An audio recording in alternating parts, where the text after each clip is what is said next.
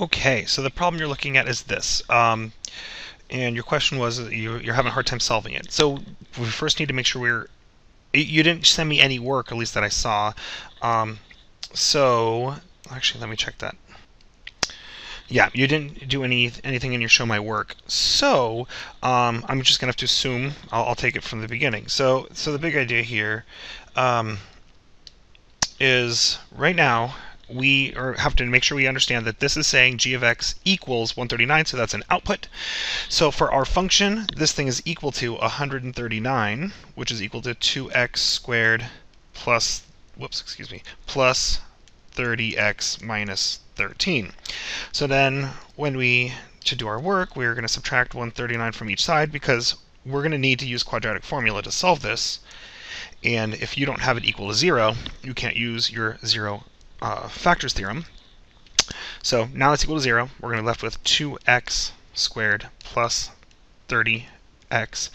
Then negative 13 minus 139 makes 152. Whoa, pen. There we go.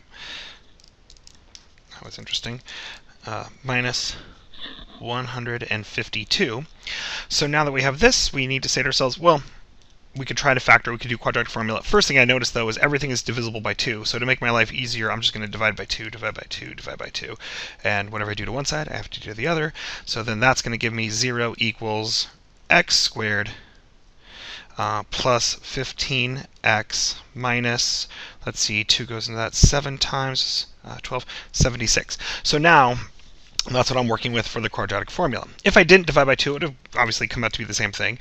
But I might as well work with smaller numbers if possible. So next thing, we need to decide, can we factor it? Is there something times something that makes 76 and adds together to make positive 15? And I will use a little calculator trick for this. Let me bring up my 84. See, there it is. So first things first, what I'm going to do is go to my y equals. I'm looking for factors of 76, and I just want to divide that by something. So now I'll go to my table. And what we'll see here, what we're looking for are two values. Now, since it's a negative here, and a positive here, the two numbers must be different signs to multiply to make this, but add together make 15. So therefore, I'm looking for two numbers, one positive, one negative, add them together to make 15. Let me get rid of that circle. Let me get rid of that. Okay, so back to the calculator.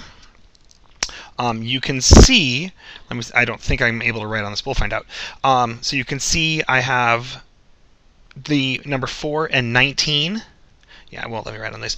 4 and 19, so if I use a negative 4 and a positive 19, those will give me what I'm looking for. So 0 equals, again, my pen just did the same thing, x minus 4 and x plus 19. So therefore, if I were to distribute this through, it would give me back that. So now I have 0 equals, I apologize, I didn't mean to have 0 equals. So now I have two things factored.